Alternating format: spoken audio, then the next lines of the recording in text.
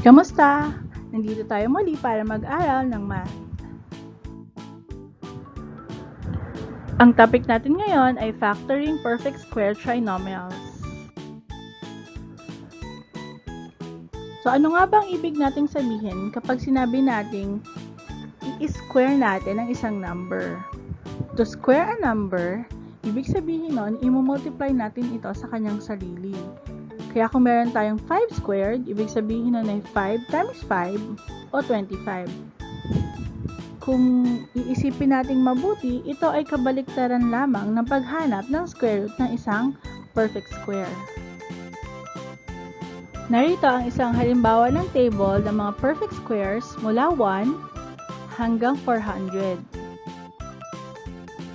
Napag-aralan na natin dati na kapag ini-square natin ang isang binomial, ang sagot ay tinatawag nating perfect square trinomial.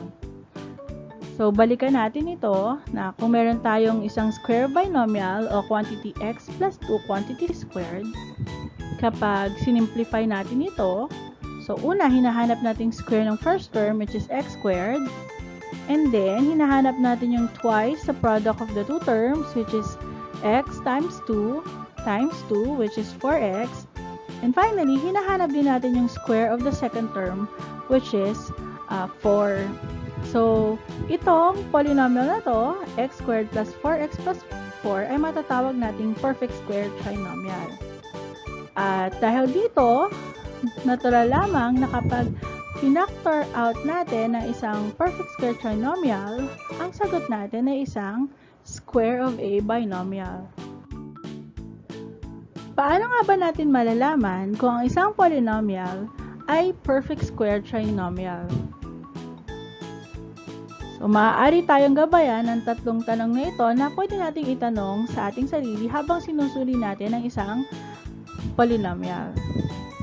So, una, pwede nating itanong kung ang first term ba ay perfect square. Pangalawa, pwede rin nating itanong kung ang last term ba ay perfect square. So, kung masasagot natin ito ng tama, ang pangatlo nating tanong ay kung kapag pinag-multiply ba natin yung square root ng dalawa at minultiply pa natin sa 2, ang magiging sagot ba ay yung middle term? Kung yes, ang sagot natin sa tatlong ito, ang ating given trinomial ay isang perfect square trinomial. At dahil alam na natin na meron na tayong perfect square trinomial, pwede na nating i-follow yung mga steps para ma-factor natin siya. Again, ang given natin ay a squared minus 8a plus 16. So, ang first step ay make one set of parentheses. Pangalawa, isulat natin ang exponent na 2. Pangatlo, hanapin natin ang square root ng first term, which is a. Ang apat, kokopyahin natin yung sign ng middle term, which is negative. And finally, hanapin natin ang square root ng second term, which is 4. So, ang factored form natin is quantity a minus 4, quantity squared. Ngayon, tatandaan natin na kapag nag-factor tayo ng perfect square trinomials, ang sagot ay laging square of a binomial. Meron pa tayong dalawang example dito at let us examine both of them. So, nakita natin kung paano siya i-factor. Una, malamang, chinek niya yung dalawang terms, the first term and the last term, kung sila ba ay perfect square.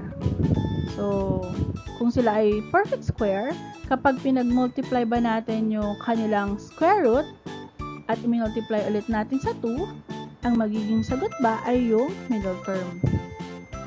Finally, mapapansin natin na yung sign ng middle term, siya din yung ginamit na sign ng factored form. Para sa ating pangalawang example, ganun din. Tiningnan natin kung yung first and last term ay perfect square at kung ang perfect square ba nila kapag pinag-multiply at multiply ulit sa 2, ang sagot ay yung middle term.